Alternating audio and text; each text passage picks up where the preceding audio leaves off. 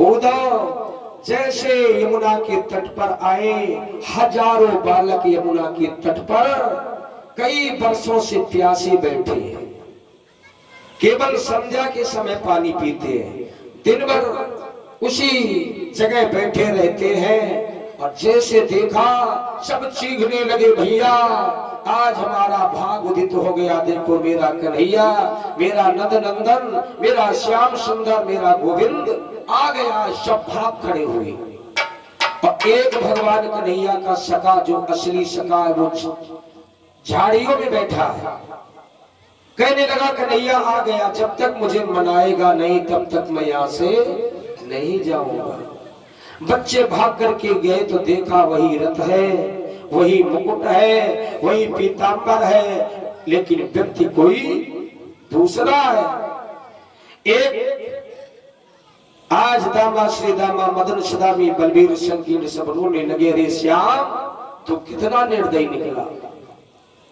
अरे जब भेजा तो अपना सेवक भेजा, तुम नहीं आए। मनसुखा ने जाकर के जो झाड़ियों में बैठा उसे बताया, भैया क्यों बैठा है, तुझे कोई बनाने नहीं आएगा, मेरा कन्हैया नहीं आया है, उन्होंने अपना एक दूत भेजा। वो झाड़ी से निकला, लड़खड़ाने लगा, जमीन पर गिर गया। हाँ श्याम, हाँ मोहन, तुम कितने बेदर्द निकले और कहते थे कि मैं सब कुछ छोड़ सकता हूं लेकिन ब्रजमंडल नहीं छोड़ सकता हूं। लेकिन महाराज श्राप तो धामा ने ही दिया है। आज उद्धव ने पूछा, भैया गोपियों का घर बता दो, गोपियां कहाँ रहती?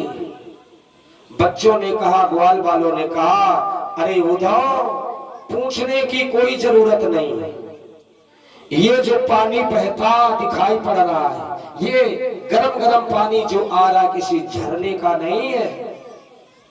उद्धव ने कहा, फिर ये पानी कहां से आ रहा है? बच्चों ने, ग्वाल वालों ने कहा, हजारों गोपियां रो रही हैं और जब से भगवान के तब से रो रही हैं।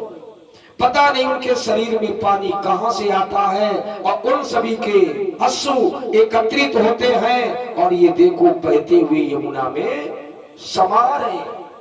आधा अभिमान उद्धव का इसी में दूर हो गया। उद्धव ने सोचा था गोपियां भोजन पकाती होगी, नहाती धोती होगी, पूजा करती होगी, सोती होगी, लेकिन जैसे ये हाल देखा, असुवन की धारा बहे कुंज गली के तीर, देख उद्धव व्याकुल भये मनुआ अति गंभीर। उसी समय उद्धव उसी जल का अनुसरण करते हुए जहां हजारों गोपियां रो रही वहां पहुंच गए।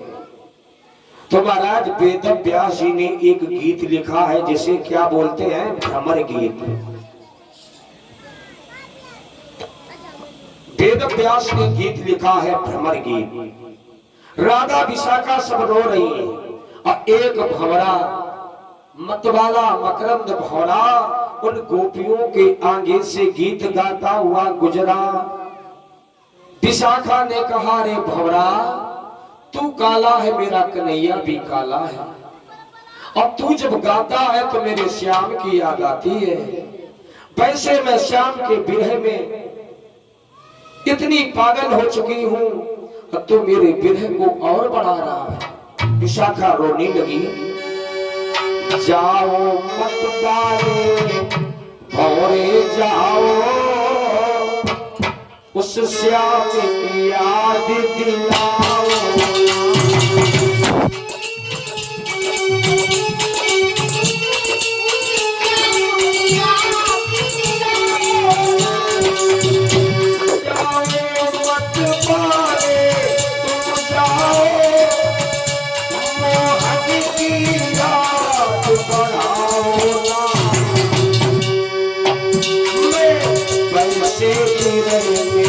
पागल हो और प्यासा मुझे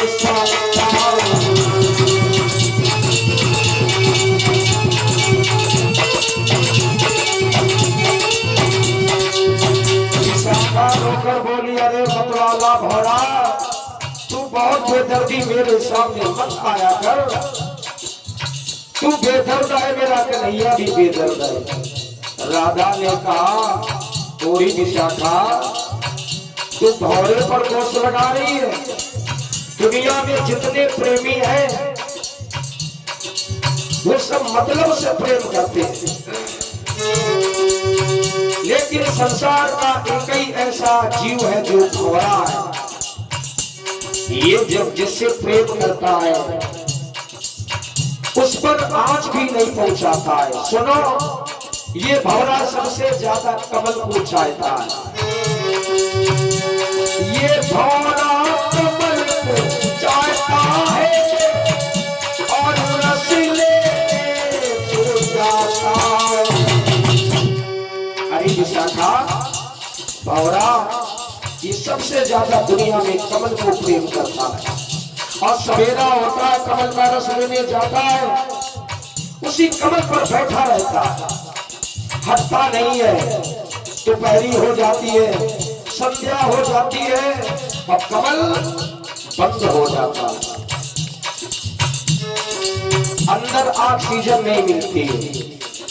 भौरा छटपटाता है, फिर सोचता है काट करके निकल जाओ, लेकिन विशाखा, भौरा सोचता है कमल मेरा प्रेमी है, मैं इसे नहीं काटूंगा।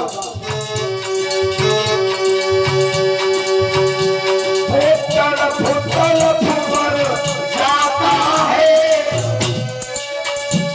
फुटल फुफर जाता है, प्रेमी को कष्ट ना देता है।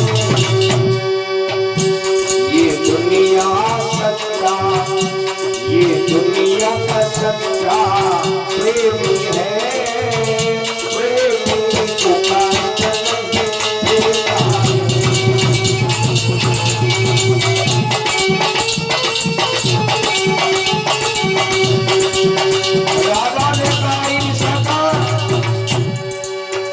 स्वार्थ लाई करे सब प्रीति, ये सुर धर्म सब की रीति।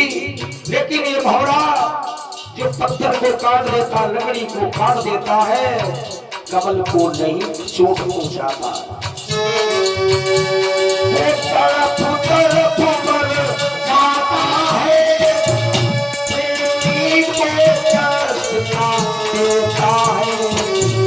ये दुनिया का सच्चा प्रेमी है, उनका पर दोष लगाया।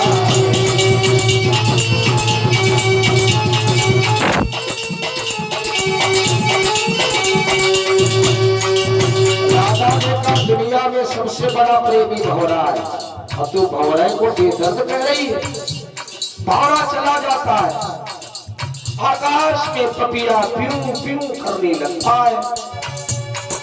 विशाखा बोली, अरे पपीहा, तेरी आवाज मेरे हृदय को विदीर्ण कर देती है। पपीहा तुझे आया है, प्यूं प्यूं आवाज लगाता है। सामने तू है बोल रहा, मोहन की याद दिलाता है।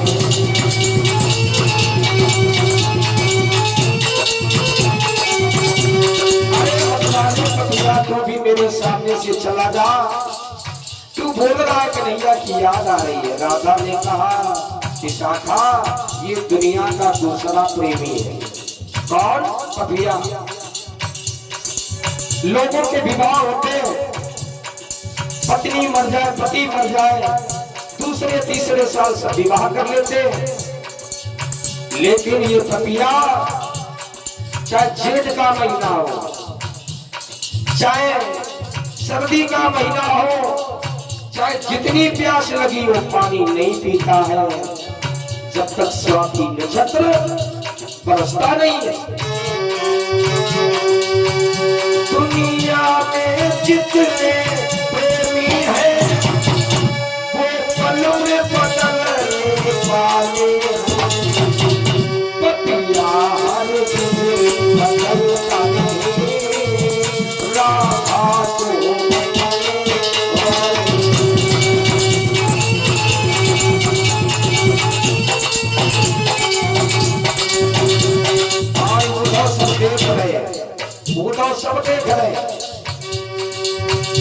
पपिया जाता है तब तक मोर बोलने लगता है और मोर की आवाज गिरहिण विशाखा मंजू सरला पद्मा को अच्छी नहीं लग रही है।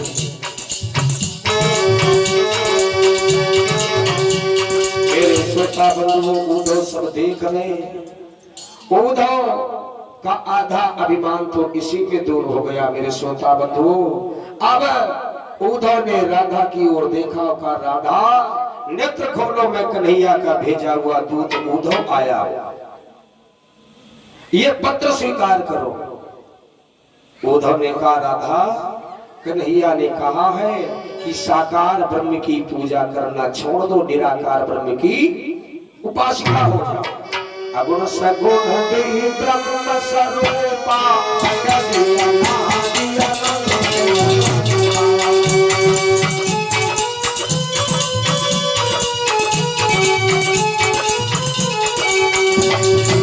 और ये दादा श्री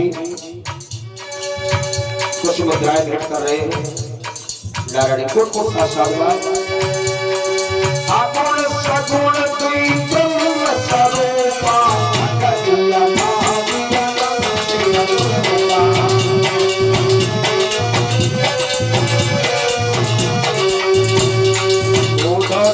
दो ब्रह्म है, एक साकार दूसरा निराकार। तो ऐसा करो, साकार ब्रह्म की पूजा करना छोड़ दो, निराकार ब्रह्म की उपासिका हो जाओ। राधा ने कहा साकार निराकार। मेरे श्रोता बंधु, राधा ने उद्धव से कहा उद्धव, साकार और निराकार में कोई अंतर नहीं है। जिस प्रकार राधा ने एक फूल दिखाया और फूल की खुशबू क्या है, निराकार है, और पुष्प साकार है। तो बिना साकार के निराकार की कल्पना नहीं हो सकती है। इसका माने यही है, जब कोई भक्त भगवान की तपस्या करता है और ये आंखें क्या है, कैमरा, इनके द्वारा अपने आराध्य की तस्वीर खींची जाती है और खींच करके हृदय क्या है, चित्रकूट। दुनिया में सबसे बड़ा चित्रकूट हृदय ही है। इस हृदय में जब उस निराकार ब्रह्म का प्रतिबिंब प्रदर्शित होता है, तभी वो भक्त भगवान की तपस्या कर पाता है, वरना तपस्या नहीं कर सकता है जब तक भगवान का चित्र। मेरे श्रोता बंधुओं, तो बिना साकार के निराकार की कल्पना व्यर्थ है। और हमारे तुम्हारे सनातन धर्म में जो संगीत है वो 7 स्वरों में है। सा रे गा मा पा धा नी। सा से सर्वप्रथम साकार ब्रह्म हुआ, पहले निराकार ब्रह्म नहीं हुआ। सा से साकार ब्रह्म प्रकट हुआ और सा के बाद सारे, फिर ऋषि प्रकट हुए, 10 मानस पुत्र हुए, सारे, फिर गा से गंधर्व हुए, इंद्र इत्यादि, सारे गा, फिर मां से महिपाल हुए, और फिर सारे गा मां, फिर पा से प्रजा हुई, और प्रजा के लिए धा से धर्म जोड़ दिया गया, और नी का मतलब निराकार। साकार से निराकार तक ये ब्रह्म साकार से प्रकट हुआ, निराकार में समाहित हो गया। जिस निराकार से साकार निकलते हो वही निराकार है, वही साकार है। मेरे श्रोता बंधुओं, आज राधा ने उद्धव को लिया, बंसी पट पर राधा गई, वहां 7 साल का कन्हैया आज भी बंसी बजा रहा है। उद्धव के होश उड़ गए। उद्धव समझ गए कि मैं परमात्मा के पास रह करके भी परमात्मा से बहुत दूर रहने लगा था, और ये गोपियां भगवान से बहुत दूर रहती फिर भी परमात्मा के पास है। उद्धव समझ गए कि मुझे जो अभिमान आ गया था, इसलिए मुझे सत्संग की जरूरत थी, परमात्मा ने इसलिए भेजा है। और गोपियों ने उद्धव को इतना प्रेम दिया, इतना प्रेम दिया कि उद्धव ये भूल गए कि अब मुझे द्वारिका जाना है। कुछ लोग कहते हैं पोती पर जग पंडित भयानक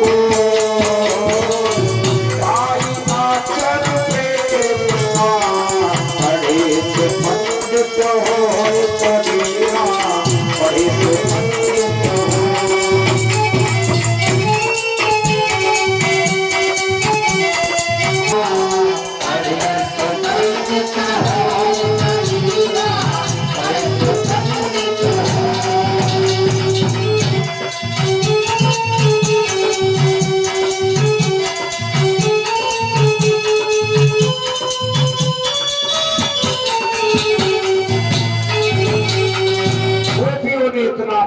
इतना प्रेम दिया कि उद्धव का अभिमान तो दूर हो गया।